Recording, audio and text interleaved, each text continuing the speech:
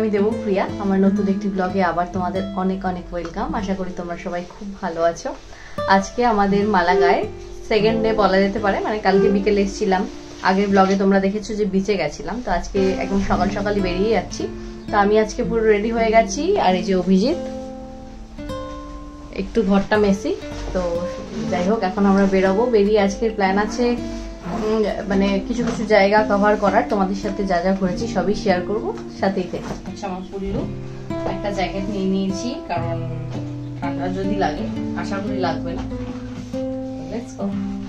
আজকের ব্লগটা খুব ইন্টারেস্টিং, কারণ আজকে তোমাদের সাথে আমি শেয়ার করেছি রোমান সাম্রাজ্যের সব নিদর্শন এবং সেই সাম্রাজ্যে কী রকম দুর্গ ছিল, খুব অদ্ভুত। আর এই মালাগা শহরটা না হিস্টোরিক্যাল প্লাস মডার্ন, মানে দুটোর একটা অদ্ভুত মেলবন্ধন রয়েছে। তো আজকে কিন্তু তোমাদের সাথে অনেক কিছু শেয়ার করেছি, কারণ সারাদিনটাই যা যা ঘুরেছি সব কিছুই কিন্তু তোমাদের সাথে শেয়ার করেছি। তো সকালবেলা প্রথমে বেরিয়েই এই যে এল রিঙ্কন দে লা আবুয়েলা দলি, এইটা আমাদের এরিয়ার একটা বিখ্যাত এরকম ছোট ক্যাফে। আর আবুয়েলা মানে হচ্ছে ঠাকুমা, অর্থাৎ এই ক্যাফেটা ওই আগেকার পুরনো স্প্যানিশ মহিলারা যেরকমভাবে খাবার বানাতো খেত, ওই রেসিপিগুলোই এই ক্যাফে স্পেশালিটি। তো আমরা প্রতিদিনই এখানে যে কদিন থেকেছিলাম এখান থেকে ব্রেকফাস্ট করে তারপর ঘুরতে বেরোতাম। তো এখানে আমি নিয়ে নিয়েছিলাম এরকম, অভিজিৎ নিয়েছিল একটা স্যান্ডউইচ আর এখানকার স্পেশালিটি, আর আমি নিয়ে নিয়েছিলাম এরকম অমলেট, সাথে একটু টমেটো আর ব্রেড, আর জুস আর কফি তো রয়েছিল। তবে এই যে অমলেটটা যেটা খাচ্ছি সেটা কিন্তু একটু ডিফারেন্ট। সাধারণত স্প্যানিশ অমলেট তো খুবই বিখ্যাত, স্প্যানিশ অমলেটকে বলে তর্তিয়া। আর স্প্যানিশ অমলেট কিন্তু আলু দিয়ে মোটা করে একটা অমলেট বানানো হয়, ওটা হচ্ছে তর্তিয়া। বাট এটা উইদাউট আলু ছিল, এটাও একটু অন্যরকম ছিল। তারপর আমরা ব্রেকফাস্ট করি বেরিয়ে গেলাম। এবং এইখানে মালাগা শহরটা যত ঘুরছি, বিল্ডিংগুলো মানে ঐতিহাসিক শহরের বিল্ডিংগুলো যেরকম হয়, আমরা যখন ইটালি গেছিলাম সেখানে রোমের বিল্ডিংগুলো অনেকটা এরকম, তবে রোমান বিল্ডিংগুলো আরও বড় হয়, আরও বেশি হিস্ট্রি যেহেতু রোমে ছিল। তো এখানেও কম নয়, তো বিল্ডিংগুলো একটু অনেকটা এরকম। তারপর দেখো ওই যে একটা ডোম দেখতে পাচ্ছ, ওটা হলো একটা চার্চ, এবং এটাই সেন্টারে অবস্থিত একটা বিখ্যাত চার্চ। তো সেটাই কিন্তু এই যে এটা চার্চটার বেশ আদলটা অন্যরকম। সাধারণত চার্চগুলো তো ইউরোপিয়ান কান্ট্রিগুলোতে এক টাইপেরই হয়, এটা হচ্ছে বেশ দুটো ডোম মানে সাথে আছে, একটু অন্যরকম দেখতে বাইরের শেপটা। এই জন্য এখানে কিন্তু প্রচুর দর্শনার্থী ভিড় করতে আসে, মানে যারা খ্রিস্টান তারা তো আসেই, আর যারা খ্রিস্টান নয় অ্যাজ এ ট্যুরিস্ট প্রচুর লোক আসে, প্রচুর লোক ভিড় করে। তো যথারীতি প্রচুর লাইন ছিল, তো আমরা গেছিলাম। তবে আমি ভেতরেরটা সেরকম তোলার চেষ্টা করিনি, কারণ আমার মনে হয় মন্দির, মসজিদ, চার্চ যে কোনো জায়গায় ভেতরে একটা ঠাকুরের জায়গা, তো সেখানে ওরকমভাবে ক্যামেরা করতে আমার খুব একটা পছন্দ হয় না, তো সেই জন্য সেরকম একটা তোলার চেষ্টা করিনি। তারপরে ওখান থেকে চলে এসেছিলাম প্রথম একটা রোমান ঐতিহাসিক স্থানে, এটার নাম হচ্ছে আলকাজাবা এবং রোমান থিয়েটার। এই যে দেখো, আলকাজাবা থিয়েটার রোমানো। তো এইটা হচ্ছে প্রথম একটা হিস্টোরিক্যাল জায়গা, যেটা কিন্তু খুব অদ্ভুত ছিল। এই আলকাজাবার সম্পর্কে তোমাদের সাথে আজকে একটু শেয়ার করব। এবং এইটা দেখে আর একটা আমরা হিস্টোরিক্যাল প্লেসে চলে গেছিলাম, সেটা হচ্ছে জিব্রালফারো। তো দুটোই আজকে তোমাদের সাথে শেয়ার করেছি। তো এখানে ঢোকার সময় প্রথমে এরকম লাইন করে ঢুকতে হয় এবং তারপরে টিকিট কেটে নিতে হয়। আর এই টিকিটটা না আলকাজাবা আর জিব্রালফারো দুটোর একসাথে মিলিয়ে কিন্তু, মানে এখানে যদি আমরা টিকিট কাটি এই টিকিট দিয়েই পরে যে ওই জিব্রালফারোতে যাব সেটাও কিন্তু এই টিকিটেই হয়ে যাবে। তো অভিজিৎ দুটো টিকিট কেটে নিচ্ছিল, এবং এখানে মানে অদ্ভুত সব জিনিস আমরা দেখেছি এবং তোমাদের সাথেও কিন্তু সব শেয়ার করার চেষ্টা করেছি। এই যে এটা হচ্ছে এন্ট্রান্সটা, এবং এইটা যেহেতু একটা প্রাসাদীয় দুর্গ, তো এটা কিন্তু বেশ অন্যরকম। আর বুঝতেই পারছো মানে এটা প্রায় 11th সেঞ্চুরিতে বানানো, মানে কত বছরের পুরনো, তারপরও কিন্তু এরকম রয়ে গেছে। এবং এই সব ঐতিহাসিক জিনিসগুলো চোখের সামনে থেকে দেখা এবং তোমাদের সামনে যে তুলে ধরতে পারছি, এটার জন্য আমি ভীষণই অভিভূত। এবং জানি না তোমরা কতজন ইতিহাস ভালোবাসো, যাদের ইতিহাস জানার আগ্রহ আছে, আমি বলবো জীবনেও একবার হলেও ঐতিহাসিক স্থানগুলো নিজে চোখে ভ্রমণ করা। এবং এটা তো আমরা যে ইতিহাসটা তোমাদের সাথে শেয়ার করছি, এই জায়গাগুলো দেখছি, এটা তো ইউরোপীয় ইতিহাস, রোমান ইতিহাস, তবে আমাদের ভারত তো ইতিহাসেরই একটা জায়গা। তো ভারতের ঐতিহাসিক জায়গাগুলো কিন্তু মাস্ট ভিজিট, কারণ আমাদের ভারতীয় ইতিহাস তো আরও বেশি বড়। তবে আমি যতদিন ইন্ডিয়াতে ছিলাম ততদিন স্কুল কলেজ এই চাপে সেরকম একটা ঘুরে ওঠা হয়নি। তবে যেসব জায়গাগুলো ঘুরেছি ঐতিহাসিক স্থান এখনও অনেক বাকি, তো ইচ্ছে আছে ভারতে গেলে পরে আস্তে আস্তে সব কিছু কিন্তু দেখা। তো চলো এখন আপাতত এই আলকাজাবা নিয়ে তোমাদের কিছু কথা বলি। তো এটা তো বললামই একটা প্রাসাদীয় দুর্গ, এবং দেখতেই পাচ্ছ পুরো দুর্গটাই কিন্তু এরকমভাবে একটা শেপে আছে আপাতত। তখনকার সময়ে মুসলিম শাসক আল আন্দালুস নামে একজন এই যে প্রাসাদীয় দুর্গটা তৈরি করে, এবং এই দুর্গটা ওই যে বললাম যে জিব্রালফার, সেটা হচ্ছে হাইয়ার কাসেল একটা, সেটার সাথে কিন্তু যুক্ত। এবং এটার সাথে ঢুকতেই রোমান থিয়েটারও আছে, তোমাদের যখন বেরোবো সেটা শেয়ার করেছি। তো এবার চলো ঘুরে দেখি একটু। আর এই যে সব রাস্তাগুলো দেখছো একদম এরকম। তারপর আগেকার দিনে দেখো এই যে এরকম, মানে এটা বেসিনের মতোই বলা যেতে পারে, সেটাকেও কিন্তু এরা এরকমভাবে সুন্দর করে সংরক্ষণ করে রেখেছে। তো তখনকার সময়ের সব কিছু এখানে দেখা যায়, এবং এত সুন্দর করে এরা এই জিনিসগুলোকে মেনটেন করে, ওই জন্য কিন্তু দেখতে আরও ভালো লাগে। কারণ দেখো এত বছরের পুরনো জিনিস, এখানে কিন্তু সেরকমভাবে দেখার কিছু নেই, কিন্তু এই যে সুন্দর করে যে এরা জিনিসটাকে মেনটেন করেছে, এই জন্যই কিন্তু শত শত লোক হাজার দূরের থেকে দেখতে আসে। তো তারপরে এই যে আমরা প্রাসাদীয় দুর্গটার ভেতরে ঢুকে গেলাম, এবং ভেতরটা অনেকটা এরকম ছিল। এখানে তো যেহেতু দুর্গ ওরকম মানে প্রাসাদের মতো ওই রকম সাজানো তো নেই, তো কিছু যে জিনিসগুলো বাকি ছিল সেটাকে এরা মেনটেন করে এভাবে বানিয়ে রেখেছে। তো তারপরে এই যে দেখো ঢুকছিলাম ভেতরের এই যে কারুকার্যগুলো একটু দেখার চেষ্টা করছিলাম, এবং এটা যেহেতু মুসলিম শাসকদের সময় মানে রোমান সাম্রাজ্যর সময়ের বানানো, অনেক পুরনো, তাই সেই আদলে কিন্তু গড়ে তোলা। তারপরে দেখো এখানে ঢুকতেই এরকম একটা উঠোনের মতো, এবং এই দেখো সুইমিং পুল আমাদের ভাষায় যেটা, তখনকার সময় হয়তো এটাকে অন্যরকম কিছু বলা হতো। তারপর আমরা এই জায়গাটা কিন্তু বেশ বড় ছিল, মানে আমরা 12:30টার দিকে হয়তো ঢুকেছিলাম, প্রায় এটা 2 ঘন্টা লেগেছে পুরোটা ঘুরে ঘুরে দেখতে। তারপর এই যে দেখো ওপরের এই যে কিছু কিছু কারুকার্যগুলো রয়ে গেছে, মানে তখনকার এই মুসলিম শাসকরা যেরকমভাবে পছন্দ করতেন সেরকম করেই কিন্তু এই জিনিসগুলো রয়েছে, এবং আমরা কিন্তু ভালো করে ঘুরে দেখছিলাম। আর এই দেখো এখানে কিন্তু এই যে আলকাজাবা আর জিব্রালফারও যে দুটো একসাথে সংযোগ হয়েছে, এই যে কনখুন্ত আলকাজাবা জিব্রালফারও, এটা যে কিন্তু স্প্যানিশ এটা মানে খুন্তো এরকমভাবে উচ্চারণ হয়। তো এটাই কিন্তু ম্যাপটা এখানে সম্পূর্ণ দেওয়া ছিল, এবং এই ছিল আদলটা। এই আদলটা এখানে আর কি এরা পরে বানিয়েছে। তো তারপর আমরা সুন্দর করে দেখছিলাম, এবং এখান থেকে না আরেকটা জিনিস, যেহেতু এটা আস্তে আস্তে কি তুমি অনেকটা উঁচুতে উঠে আসতে পারবে, এবং তারপরে সুন্দর ভিউটা দেখা যায়। তবে এই দুর্গ থেকেও আমরা যে জিব্রালফারোতে গেছিলাম সেখান থেকে পুরো মালাগা শহরটা দেখা যায়, ওটা আরেকটু পরে তোমরা দেখতে পারবে। তারপরে যে দেখো আস্তে আস্তে এই পুরো দুর্গটা দিয়ে আমরা উঠছিলাম, সব কিছু দেখছিলাম, এবং এই যে অনেকটা কিন্তু উপরে উঠে এসেছি, এবং এখানকার সিঁড়িগুলো কিন্তু একটু ভয়াবহই ছিল। তারপরে এই যে এখান থেকে পুরো ভিউটা দেখা যায়, আর এই যে আগেকার দিনে যেরকম টালির চাল ছিল সেরকম। তো আমরা এখানে অনেকটা উপরে উঠে এসেছি, তো কিছুটা হলেও শহরটা দেখা যাচ্ছে। আর এই দেখো বিশাল সমুদ্র, মানে আগে তো যুদ্ধ যখন হতো, ওই সামুদ্রিক যুদ্ধ যখন হতো, সব কিন্তু এখান থেকে এরা দেখতে পারতো। এই জন্যই প্রাসাদগুলো অনেক উঁচু উঁচু করে বানানো হয়, যাতে ওপর থেকে নজর রাখা যায়। তারপরে যে বলেছিলাম রোমান থিয়েটার, এই যে সেই রোমান থিয়েটারের ধ্বংসাবশেষ, কি অদ্ভুত না! এত এত এত বছরের, কয়েকশো বছরের পুরনো থিয়েটারও এখনও ধ্বংসাবশেষগুলো রয়ে গেছে, এবং এইটাকে এরা কি সুন্দর করে রেখে দিয়েছে, সবাই এসে যেন দেখতে পারে। তো এই যে এই হচ্ছে এখানে যেরকম হয় থিয়েটারগুলো, ওই রকমই কিন্তু দেখো শেপটা। আমরা গেছিলাম যেরকম ওয়ার্ল্ডের 7ম আশ্চর্যের মধ্যে একটা কলোসিয়াম রোমে, সেটাও কিন্তু অনেকটা এরকম ছিল। তারপর আমরা ওটা পুরো কভার করে, একটু খিদে পেয়ে গেছিলো, তারপর আমরা এখানে বসেছিলাম এরকম একটা তাপাস কামবারে। তো আমি নিয়ে নিয়েছিলাম একটা ফ্যান্টা, অভিজিৎ নিয়েছিল কফি, কারণ ও সত্যি খুব কফি খেতে ভালোবাসে। তারপরে আমরা অর্ডার করেছিলাম এখানে তাপাস অল্প একটু, কারণ এটা হচ্ছে আমাদের এটার পরে আরও একটু ঘুরতে যেতে হবে, আর যখন অনেক ঘুরতে যাই তখন বেশি খেলে কিন্তু এনার্জি কমে যায়।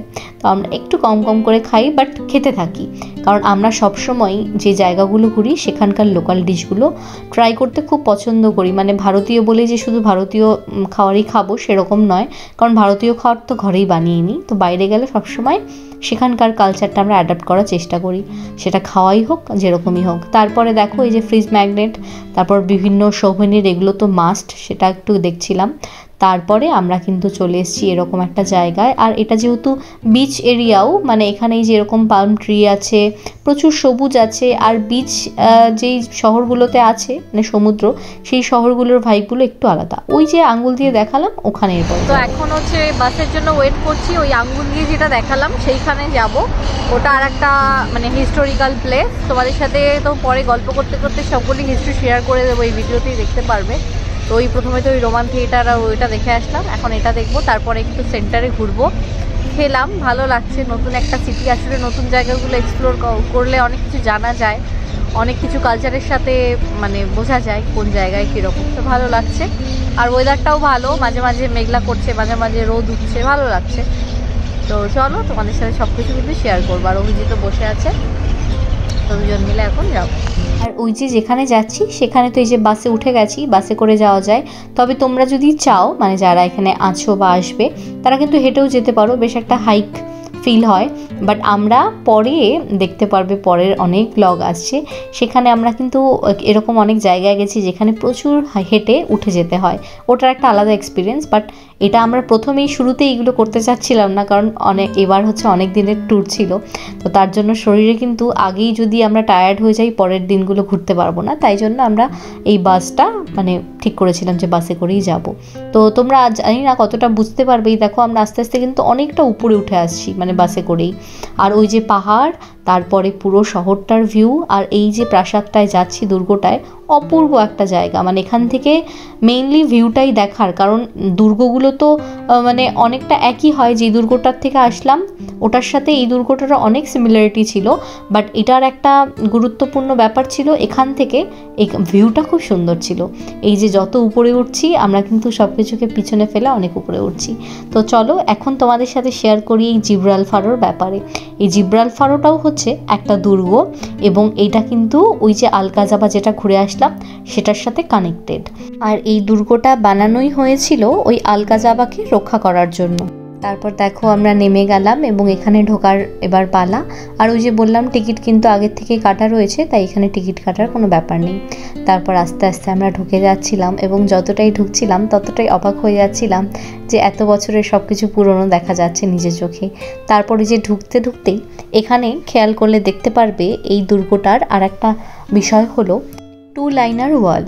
তো এই দুর্গটা এইভাবেই বানানো, এবং এই দুর্গে না টোটাল 8খানা টাওয়ার আছে। মানে তারপর এই যে এই দুর্গটাও কিন্তু তোমাকে অনেকটা উপরে উঠতে হয়, এবং এই দুর্গের আরেকটা বিশেষত্ব জানো, এই দুর্গটা কিন্তু জিগজ্যাগ শেপে তৈরি, এবং এই জন্য আমরা তো উপরে উঠছিলাম, ঘুরছিলাম, তারপরে কিন্তু আমরা হারিয়েও যাচ্ছিলাম। আর ওই যে পাহাড়টা দেখতে পাচ্ছ, সেটা হলো রিফ মাউন্টেন রেঞ্জ, মানে আফ্রিকা।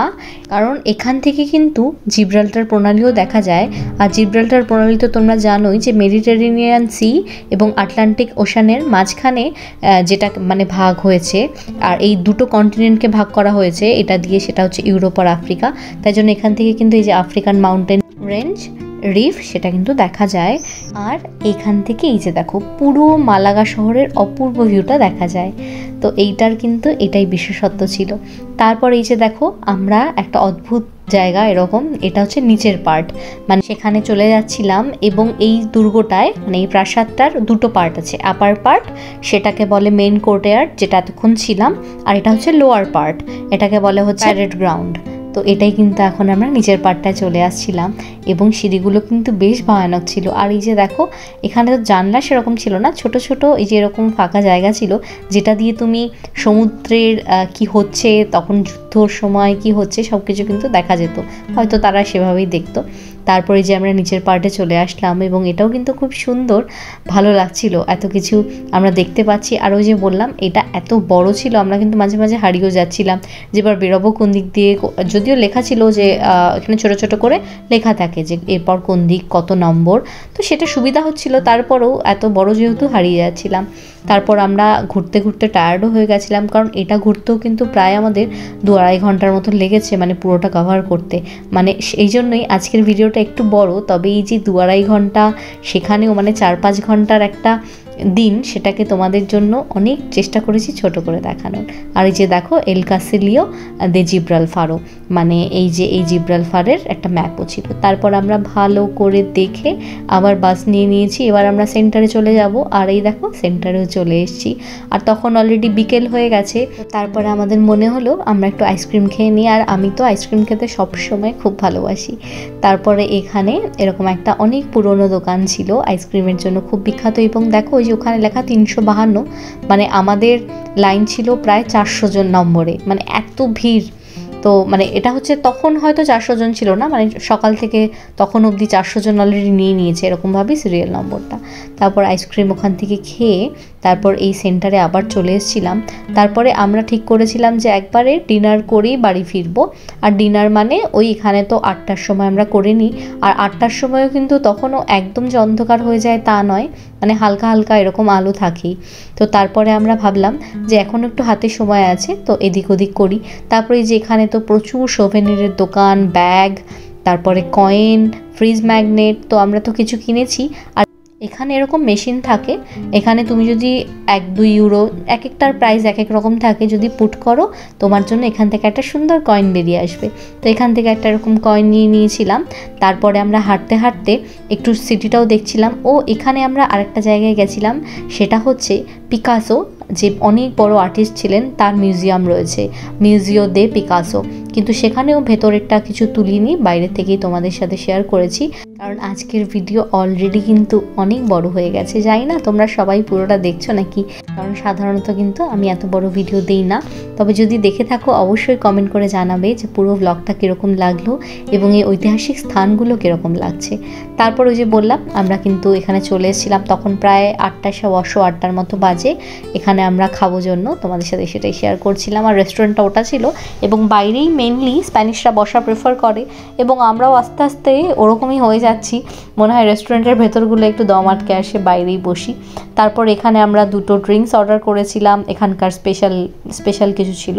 তারপরে এই যে এখানে দেখো পাইয়া, এটা হচ্ছে সামুদ্রিক পাইয়া বলে, মানে পাইয়া হচ্ছে এখানকার একটা স্প্যানিশ খুব ভালো একটা ডিশ। আমাদের তো খুব টেস্টি লাগে, সবার নাও ভালো লাগতে পারে, তবে আমাদের টেস্ট বাট অনুযায়ী খুবই টেস্টি। আর এটা 2 রকম হয়, একটা হচ্ছে সামুদ্রিক পাইয়া, আর একটা হয় হচ্ছে মানে চিকেন দিয়েও তুমি খেতে পারো। তো আমরা সামুদ্রিকটা চুজ করেছিলাম, যেহেতু সামুদ্রিক এলাকায় আছি, আর এখানে এই সামুদ্রিক ফিশগুলো আমাদের খুব পছন্দ। আর এটা না ভীষণ হেভি হয়। এই পায়েলারও কিন্তু একটা ইতিহাস আছে, তোমাদের সাথে কোনো একদিন শেয়ার করব।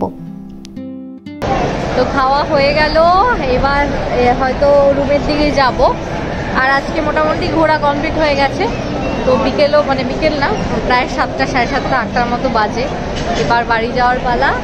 ও বুঝি তো ওখানে আছে। আর এখান থেকে আমাদের বাড়ি, মানে এখানে যেখানে উঠেছি, প্রায় 13 মিনিট হেঁটে, তো হেঁটে আরামসে যাওয়া যাবে। আর দেখতেই পাচ্ছ শুক্রবার, আর এই ভাইবটা, এটাই হচ্ছে স্প্যানিশ ভাইব। তো খুব ভালো লাগছে, ভালো খেয়েছি। এবার হচ্ছে বাড়ি যাওয়ার পালা। তারপরে বাড়িতে যাব বললাম, যাওয়ার আগে মনে হলো কেননা একটু সমুদ্রের ধারটায় বসে যাই, কারণ সমুদ্রের এলাকায় এসছি, সমুদ্রের ধারে বসে থাকতে বিকেলবেলা খুব ভালো লাগে। তো ওই জন্য আমি আর অভিজিৎ খেয়ে তারপরে এখানে একটু বসে থাকলাম, সমুদ্রটাকে অনুভব করলাম। আর দেখো প্রচুর লোক কিন্তু বসে আছে, গল্প করছে। তারপরে এই ঢেউগুলো তো সবসময় দেখতেও ভালো লাগে, শব্দও খুব ভালো লাগে। তারপরে কিন্তু বাড়ি যাওয়ার আগে মনে হলো কিছু মিষ্টি খেয়ে যাই, এখানকার স্পেশাল কিছু জিনিস। তারপরে এই যে এখানে চলে এসেছিলাম, এরকম একটা প্যানাদেরিয়া বলে মিষ্টির দোকানগুলো, মানে বেকারি শপ টাইপের। তারপরে দেখছিলাম অনেক রকম আছে। তারপরে আমি যে দোকানের লেডিটা ছিল ওনাকে বললাম স্পেশাল কি খেতে পারি, তো উনি বললো এটা ট্রাই করো। তো আমি এখানে এরকম একটা জিনিস নিয়ে নিয়েছিলাম।